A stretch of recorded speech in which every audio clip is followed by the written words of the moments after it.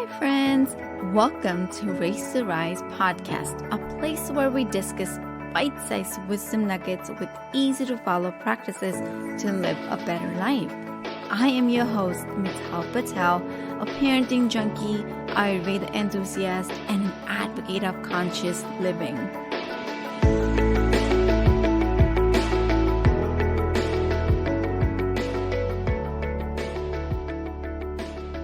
Hello and welcome back. Well, thank you so much for tuning in with me today. I really appreciate your support and your warmth. Thank you for all the support that you have been showing with the podcast, on the social medias, and sending me all the DMs. I really appreciate your genuine kindness and generosity for reaching out to me. I am so grateful for each and every one of you. Let's talk about some society standards. So last week, and this is again coming from my India's trip over, for 35 days that I was gone. And of course, I was not creating any content. Of course, I was not sharing anything like through podcasts or social media, but I was taking my notes. I was observing. I was actually onto my observation route to see how how the parenting is nowadays, how things, and I really wanted to tune in with the parent child relationship around me. And one thing that really stood out to me, and it's coming out from actually my personal experience with my son. One thing that I came up after the conclusion was that I really need to ditch the society standards and tune in to my kid, to his needs. And that one thing, I really want, and yes, of course, I'm going to elaborate more, but I saw the same thing around me, that we as parents, we really need to ditch the arbitrary standard that society has placed upon ourselves and has showed us that these are the standards and we have to comply with them. We really need to just get rid of that idea and tune in with our children, tune in with our kid and his or her need. What are they really asking for in that moment? That's what we really need to be attuned to our child. So without taking a further ado, let's dive deep into what do I mean by ditching the arbitrary standards. This is a real life example. It's about, when you become so frustrated with your child who doesn't want to, change into the clean clothes or change into the fashionable clothes that are, or appropriate attire. That's what I really want to talk about. So my little one made fuss about his dressing. Every single day there was a fuss about his clothes. And there was one time I was like so frustrated, and normally I pay attention to my kids' needs. So none of my kids likes to wear formal pants or jeans.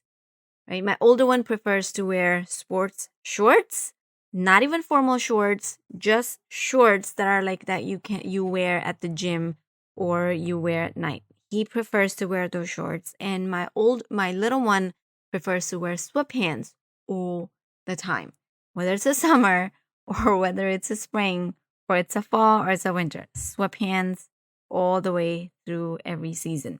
They don't enjoy wearing jeans or formal pants, and I don't mind. I don't force them. I prefer their comfort level over the style, over how are they going to fit in the occasion. That's always my priority. But there was a time when I went to India, I actually kind of sort of forgot my whole, the aspect that I kept it live here when we had a wedding to attend. It was my husband's cousin's wedding, and of course, during wedding you wear the appropriate Indian, outfits, and I was excited to wear my outfit, but I was actually excited for my kids, even though, we wanted to get them fancy clothes and, all the entire Indian jazz, salwar, like the kurtas and stuff like that. I settled with the very simple, sober, just a clean shirt, kind of like a kurta. And my older one was really pleased, and he was just so excited to wear something different. because he wanted to explore, and of course, because it was within his comfort level, he agreed to wear. My little one, who also agreed to wear because I made them try first, and, were they comfortable? Are they okay wearing it? Is there anything bothering them? I wasn't going to get them anything that's like itchy or that's bothering them. So he agreed to, wear the outfit that we got him. Now it's the wedding day. From morning, of course, we had to change into change our outfits throughout the day. But I didn't make them do that because they were not comfortable changing it. So I figured, okay, they're gonna just wear there's, sweatpants and t-shirt from morning during the morning functions. And then when it's the wedding time in the evening, they'll just change the outfit for a few hours. The Indian outfits, kurtas, kurta and pajama. That's what we call. So they agreed as well. And it was a wedding day. And my little one was, he had so much fun. And then it was a nighttime, like the evening time when we had to change. And he would not change. It was so frustrating. And not just him, I also had my sister-in-law's kids, my two twins. Yes, I have two nieces. They're twins, like legit 1 minute apart. And I so envy her. Like I want them, and I want both of them here with me. I want to raise them. Anyways, so also they were fussing. So she actually got them like the little girls, the cheniacholi that we get, and both the matching, and they were matching with the bride from morning. And the girls made fuss within the first 15 minutes. And it was so tiring and it was just so frustrating. So we made the girls change, of course. Then they are in their just the regular pants and t-shirt, and they were comfortable and it was all fine. But at night, when all four of them, well, all three of them, all the little ones, so the nieces are two and my son 4.5, they were all three making fuss about not changing. And it was so frustrating. And of course, I can't say for the 2-year-old because they don't talk. There were no agreement before made with them. So they were fussing. I understand. But with my son, there was an agreement made that he's gonna wear that. So I was so frustrated. And of course, it was about me because I wanted him to match up our, I wanted him to look like he's going to a wedding and not going to a gym, right? So it was my expectations, and they were the standards the society standards that we had, and I wanted to match up to it. So it was all about me, not about him at that point.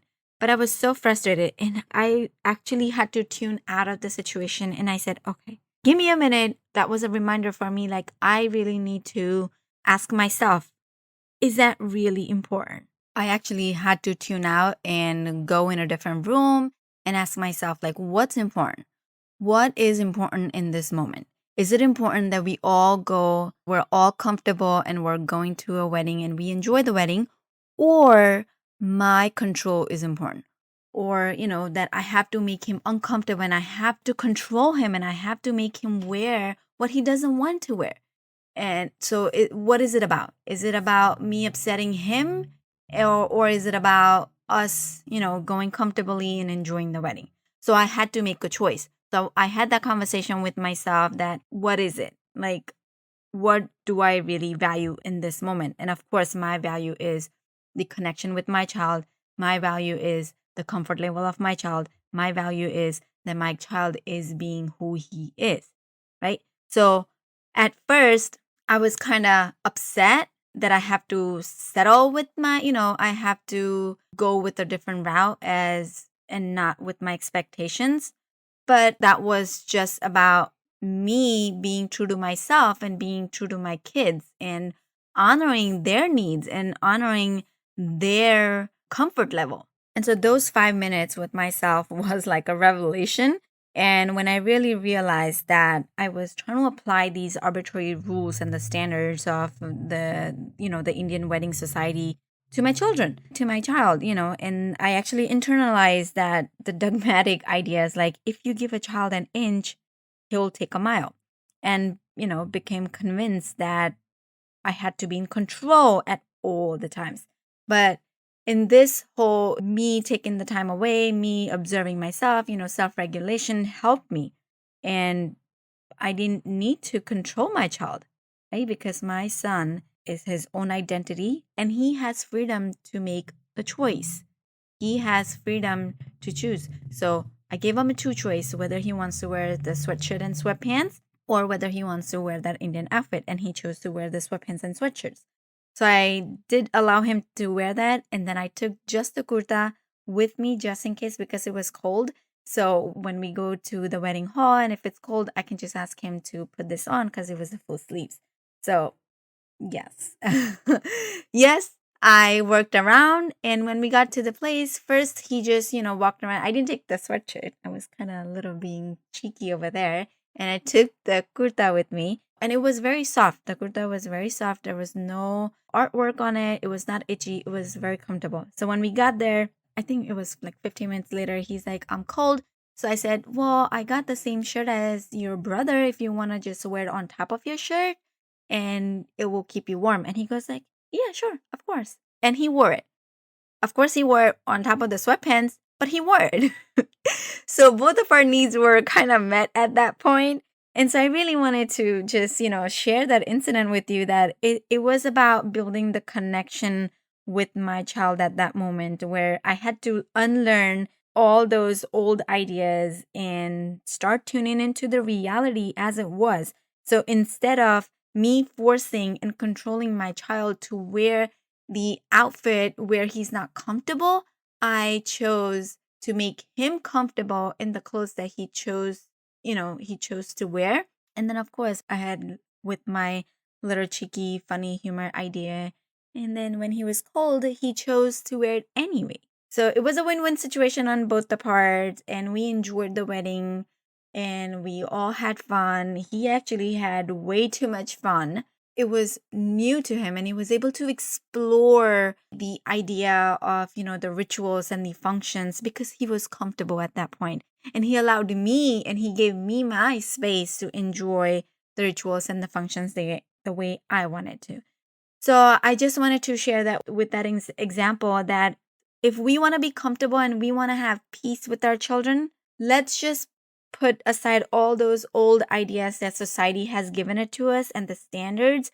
Let's just put them aside. We don't need those standards. We don't need to comply with being that how can I control my child? Rather, how can I tune in with my child? How can I attune to their needs? And how can I provide the safe space and the safe environment to my child so that they can open up to me when they really need to about their uncomforts, when they can open up about their challenges to me. I hope this inspires you to ditch the arbitrary standards and help you tune into your kid.